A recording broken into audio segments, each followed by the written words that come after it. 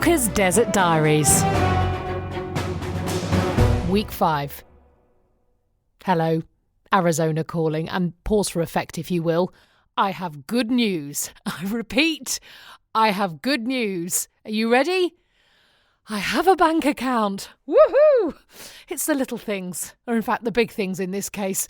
I'm nearly a functioning adult. It even gets better. Are you ready? I've got a car. I feel like I'm winning this week. Although I did have a couple of false starts on that one. There is a really strange system for buying a car here that when you go into a car showroom, which, side note, have got fresh coffee, soft drinks, donuts, popcorn, the works. The girls were in complete heaven and both ate about 10,000 calories in the space of an hour. There's a finance guy in the showrooms who kind of goes through all your paperwork and your bank account and everything, and they approve you, or rather pre-approve you, to buy a car. And then you drive away in the car. You go home before the bank actually confirms that you can have it. Which meant last week, we bought a car, we drove home, and then 2 days after having it, we had to go and give it back. It was just really weird. This was because of some glitch on their system which didn't allow immigrants to get cars on a certain scheme. There literally wasn't a box to tick on the computer screen for our type of visa. Madness! The financing system is so confusing. It's like the worst maths lesson you've ever had.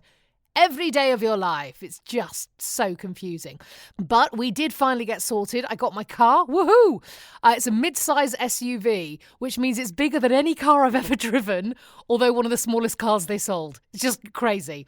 New car joy, of course, cut very, very short after my 8-year-old spilt ice cream all over the interior 10 minutes after getting it.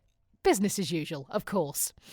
I just need to pass my Arizona driving test now so that my insurance isn't £1 million a month. It is genuinely hundreds and hundreds of pounds a month, our car insurance right now. I told you, it's like being 17 years old again, but with absolutely none of the benefits. We saved for absolutely ages to make this move, but man alive, our money is just running away. Lucky I didn't quit my job, to come here. Oh. So I've started swatting up about crosswalks and intersections for the driving test and rules about telling police officers if you have a gun in the car. No, really. I will keep you posted on that one. It is getting very hot here now. What with it being a desert and everything, I suppose. And I've had quite a lot of questions on Twitter, @WalkerSam, about the dog and whether she's okay in all this heat. And in fact, she's doing really well.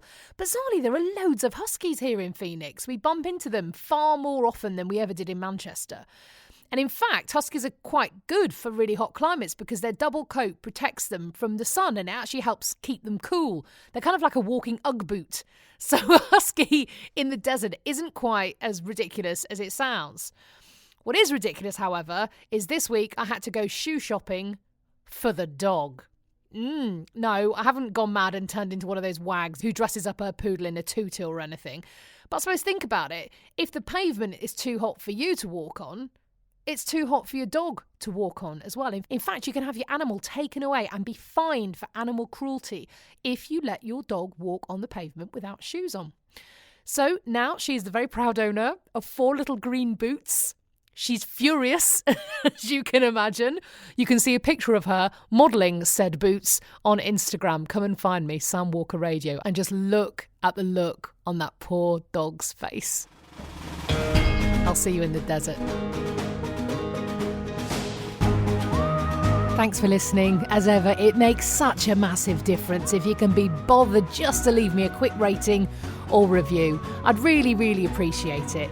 I know you've got better things to do with your time, but bless you.